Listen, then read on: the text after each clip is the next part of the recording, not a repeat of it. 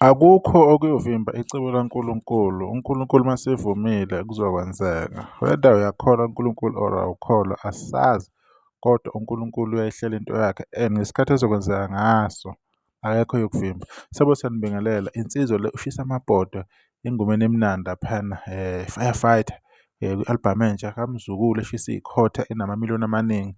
Le nsizwa uMzukulu uyipheke ithuba lokuthi iyibonakalise, yashaya kwabola laphana kuleya ngoma laphana i-Firefighter yathi iphefoma laphana kuMzukulu Homecoming Ulundi. So abantu bayithandile, bayayazi-ke le nsizwa-ke Omega eyelo yasehluhluwe Nkosi yami eMdletsheni, right. Kodwa-ke iyinkuni ithi zilapha kwaCeza lapho ekhule khona ngomsebenzi nanokusebenza ngomzukulu. Iy'nqole-ke ziyayifaka-ke umoya, ziyi-ophena nama-eyes zizoyeseka. Niyazazi-ke iy'nqwele ukuthi-ke zinjani, right. Bafowethu ithalente elikhona, amagida ingoma amaningi anethalente bafowethu, hhayi indaba yokudlala. Baningi nabaculi abavela ekubeni abagidangoma ukuthi ithalente lisimangaliso. Lokho angeke sikufihle, lokho ngeke sikubalekele. Sibonge nje ukuthi uMzukulu ayi-trust-e le ndoda, ayinike ithuba lokuthi iy'veze. Mina-ke Nkosi yami njengomuntu umaskandi-ke owulandela ngale ndlela awulandela ngayo, bengingazi.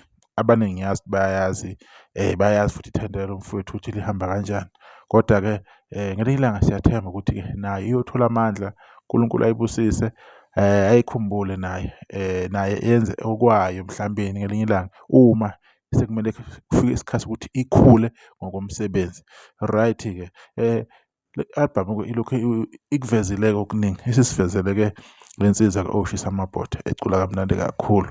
Niqhubeke niphe-ke amandla-ke nothando le albhamu kaMzukulu, qhubeka niyisaphothe.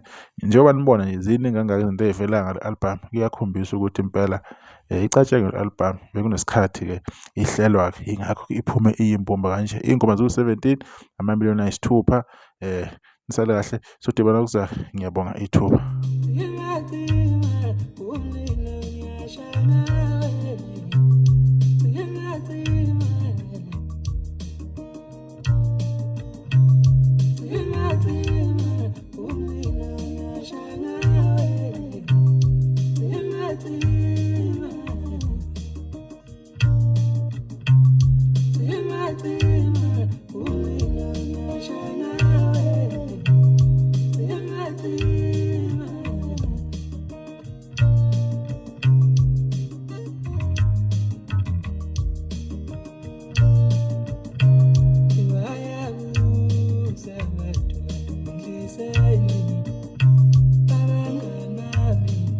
Say